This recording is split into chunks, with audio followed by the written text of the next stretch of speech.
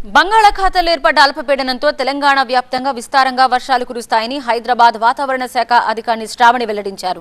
రానున్న 3 రోజుల్లో భారీ వర్షాలు కురుస్తాయని, అక్కడక్కడ అతి భారీ వర్షాలు పడే అవకాశం ఉందన్నారు. ఆదిలాబాద్, ఆసిఫాబాద్, మంచిర్యాల, నిర్మల్, జయశంకర్ భూపాలపల్లి, ములుగు, భద్రాద్రి కొత్తగూడెం, ఖమ్మం జిల్లాలో విస్తారంగా వర్షాలు కురుస్తాయని తెలిపారు. పలు జిల్లాలకు ఆరెంజ్ అలర్ట్ జారీ చేశామన్నారు. మరింత సమాచారం మా కరెస్పాండెంట్ శ్రీధర్ అందిస్తారు.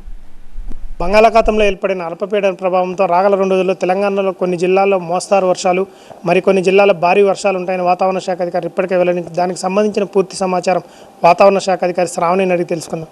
మేడం, బంగాళాఖాతంలో ఏర్పడిన అల్పపీడన ప్రభావం తెలంగాణలో ఏ జిల్లాలపై చూపించే అవకాశం ఉంది?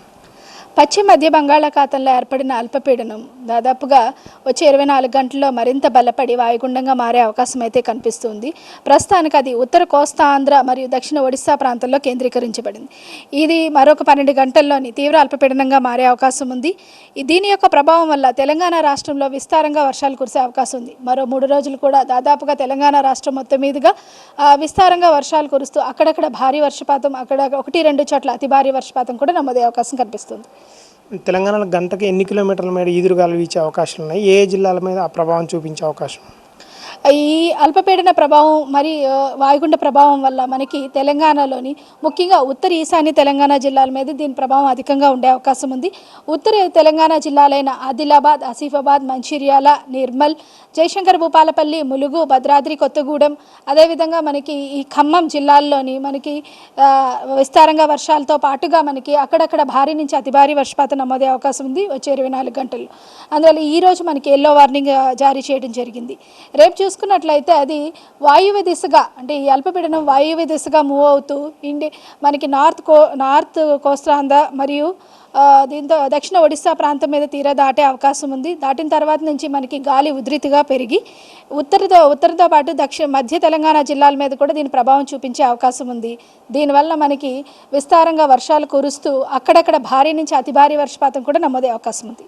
బంగాళాఖాతంలో ఏర్పడిన అల్పపీడన ప్రభావం వల్ల రాగల 2 రోజులు ఏ జిల్లాలకు ఎల్లో అలర్ట్ ప్రకటించారు, ఏ జిల్లాలకు ఆరెంజ్ అలర్ట్ ప్రకటించే అవకాశం? మధ్య మరియు ఉత్తర ఈశాన్య తెలంగాణ జిల్లాలకి రేపు ఆరెంజ్ అలర్ట్ అయితే ఇవ్వడం జరిగింది. ముఖ్యంగా ఆదిలాబాద్ నుంచి దాదాపుగా వరంగల్, అలాగే ఈశాన్య తెలంగాణ జిల్లాలైన జయశంకర్ భూపాలపల్లి, ములుగు, మహబూబాబాద్, ఖమ్మం, భద్రాద్రి కొత్తగూడెం జిల్లాల వరకు కూడా ఆరెంజ్ అలర్ట్ ఇవ్వడం జరిగింది. కొన్ని జిల్లాలకి ఎల్లో అలర్ట్ అయితే ఇవ్వడం జరిగింది. ఎల్లుండి కూడా ఇదే విధమైన అలర్ట్ కొనసాగే అవకాశం ఉంది.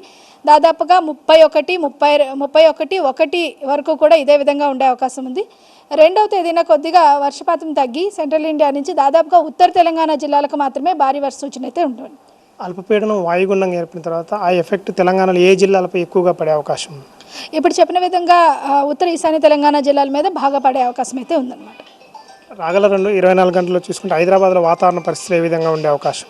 హైదరాబాద్ మరియు జిహెచ్ఎంసీ పరిధిలో చూసుకుంటే వచ్చే 24 గంటల్లోని అక్కడక్కడ కొద్దిగా మనకి జల్లులు కురిసే అవకాశం ఉంది. అలాగే సాయంత్రం ఒక మోస్తరు వర్షపాతం కూడా నమోదే అవకాశం అయితే కనిపిస్తుంది.